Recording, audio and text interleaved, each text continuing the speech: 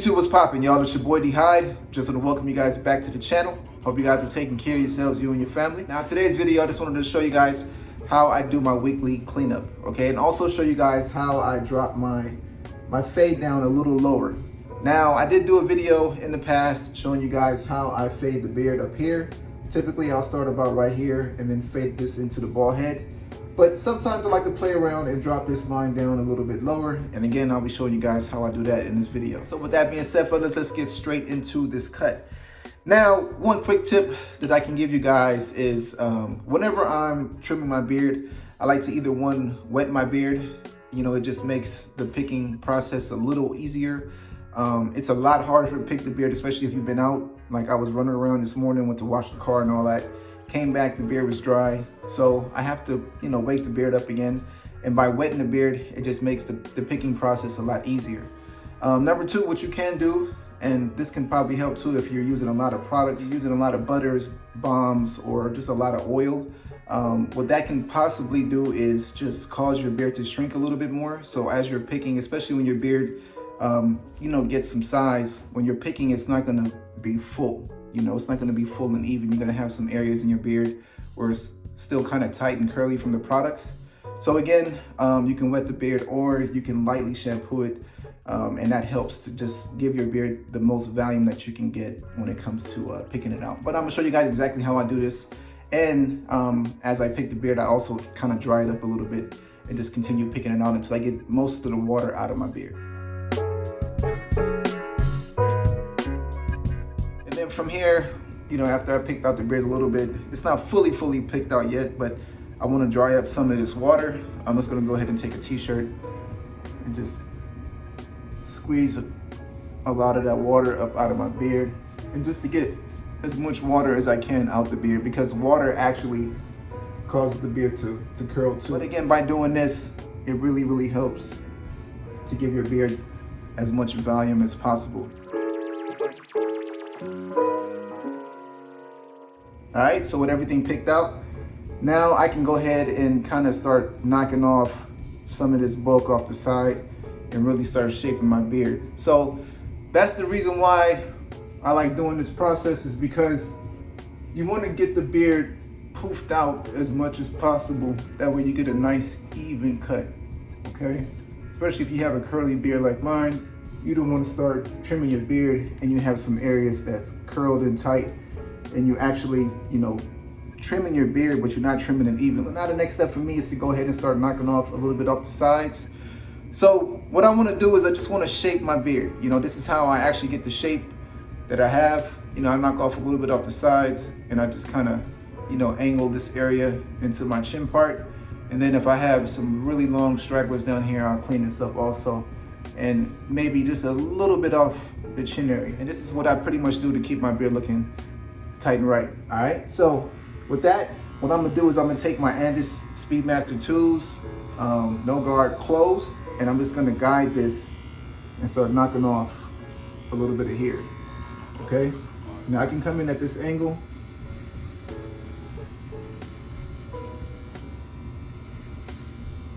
I'm not digging into my beard, I'm just holding this flat. And I'm just guiding it along my beard and knocking off some of these long stragglers, man, because I do have some long boys on this side right now.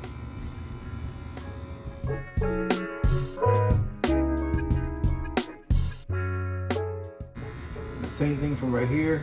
Again, I'm not taking off a lot off the beard, but I am just kind of cleaning it up a little bit. All right. So now that we have this side pretty much taken care of, I'm not going to go crazy. Again, I'm just knocking off a little bit off the sides.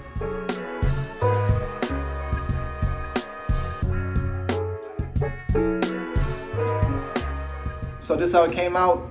Again, I'm not taking a lot off. All I'm doing is cleaning it up a little bit. I can always come back if I need to knock off a little bit more, but I'm just knocking off some of that extra bulk and just adding that shape to the beard.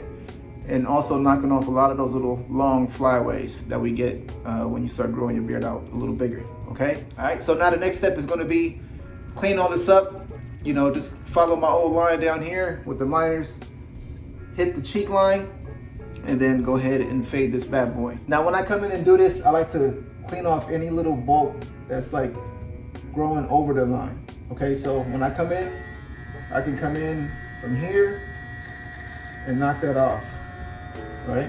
Knock off that little bulk, and then I'll just come to my old line and hit it like that.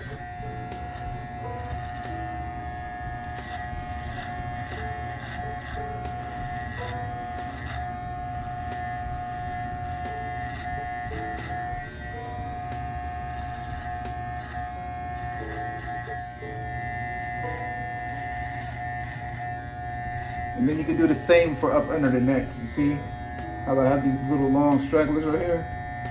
I'll come in, knock that little bulk off right where the line is, and then come straight to the line.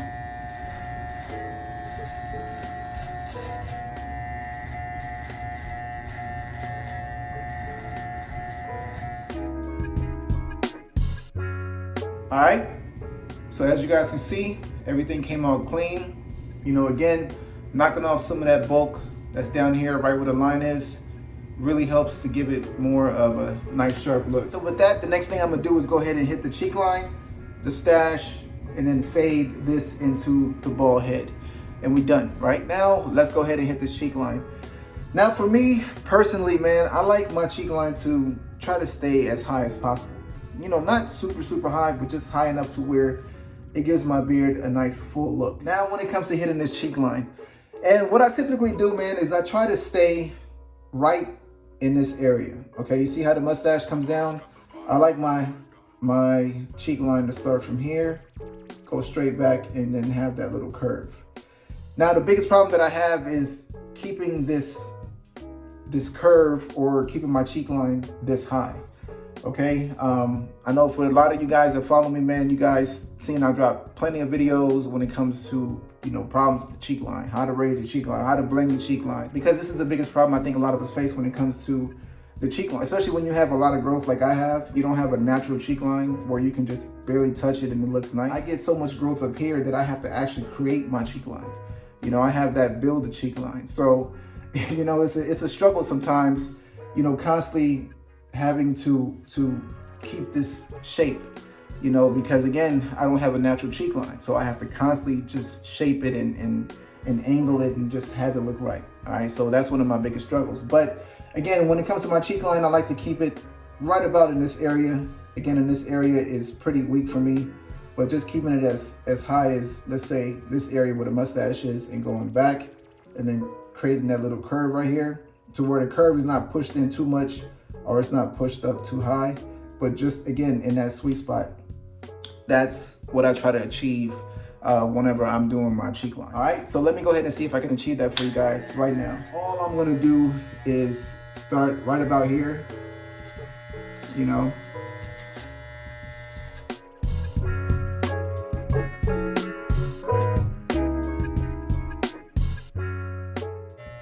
And just use the angles to create that little curve.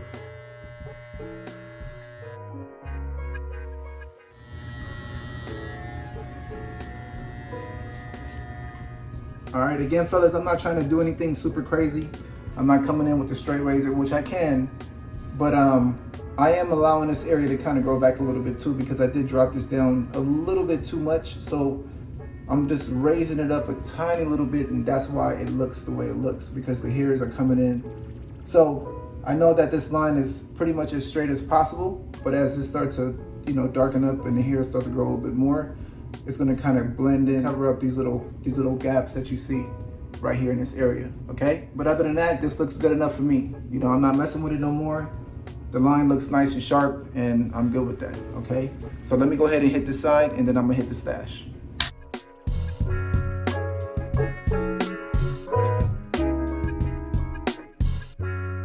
All right, so after I hit this side, again, it could be a little better, but what's gonna happen is as this starts to darken up, I'll be able to just make it look a little straighter, okay? So as you see right now, I do have some little gaps in there and stuff like that. and then also have this little gap right there. Okay, but for the most part, it looks pretty even, but I'm just gonna allow this to kind of grow in a little bit more. And then once I hit that line, it's gonna look a lot better. Now, the one key thing that you don't wanna do is you don't wanna overdo it, okay? You see how the beard looks from this angle? It has a decent line, right? This angle, decent line. Leave it like that. No, don't keep becoming fixated on trying to get it perfect, because you will mess it up, okay? Now, the next step will be to go ahead and hit the stash. Now, when it comes to the stash, I don't like to take too much off, so I'm just gonna barely hit the top, and then I'm gonna show you guys how I trim the bottom. So with this, all I'm gonna do is come in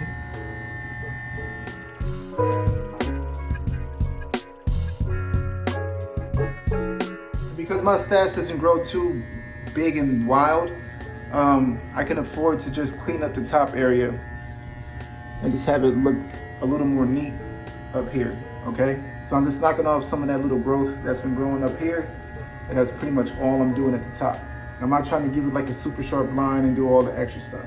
Now, when it comes to the top of my lip, I like to brush it out, or you can use a little small tooth comb, but just to get the hairs to lay down as much as possible. And what I do is I like to take my finger and push the hair down. All right, so whatever hairs that's long, that comes down over the lip, I just take this and I basically just cut to my line right here at the top of my lip, okay? And that's how far up I want to take it. All right, so what I'm gonna do is I'm gonna push it down.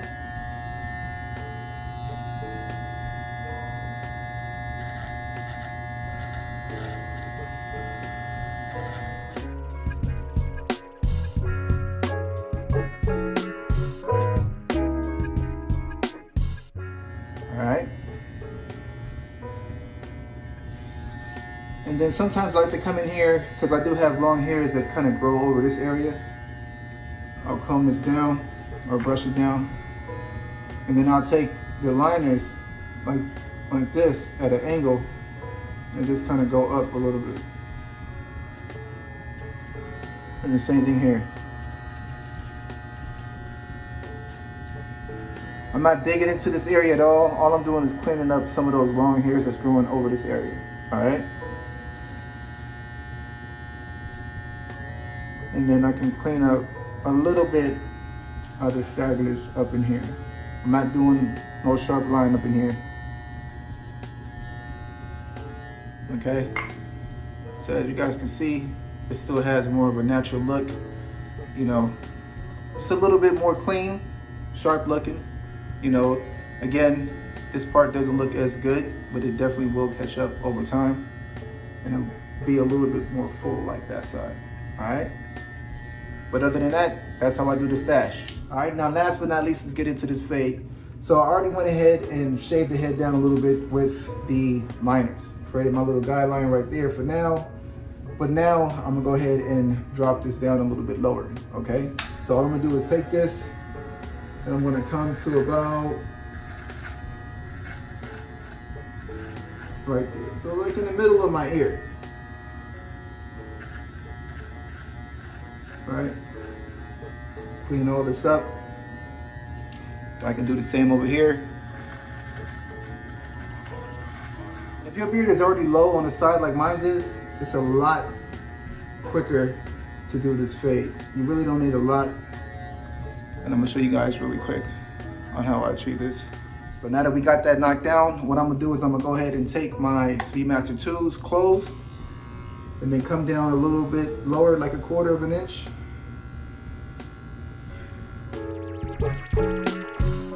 Now I'm gonna open it halfway, come down another 1/4 of an inch. Now I'm gonna open it all the way, come down another 1/4 of an inch. And the way I like to hold this thing is I come in flat like this. I don't come in at this angle because I'm gonna take a lot off like this. So I come in and I kind of slowly start to curve it to knock off a little bit more. But I'm not coming in flat like this. It's gonna take off all this growth up here, okay? You kind of angle it as you go. Between those blends, if you need to come back, you can always close it all the way come back to the very top, clean it up a little bit better to help it blend in at the very top a little more. Then if you want to hit the lower level, you can open it halfway, come back, play around with it, and blend it a little bit better. Okay, I'm gonna go ahead and slap on my zero guard. Speedmasters, they have a zero guard, a 1 guard, 2, and all the way up. Now I'm gonna hit this part with the zero guard on, closed, okay? And I'm just gonna start off where I left off at. Right in this area right here. Again, I'm holding this at an angle. I'm not coming in flat like this. I'm starting like this and kind of working my way down as I go to kind of help the blend flow into this bigger area, all right?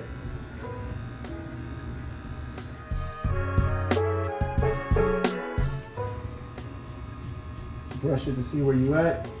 Now I'm gonna go ahead and open it up all the way. Come down a little bit lower. Still coming in at that angle.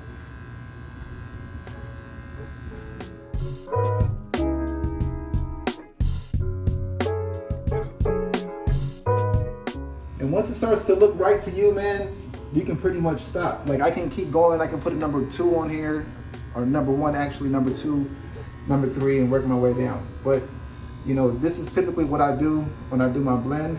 You know, if it gets to about right here and it looks pretty good, I'm done. This to me is good enough, you know. I can probably come up here at the very top, try to clean that up a little bit more. I go back with my liners, and I'm just gonna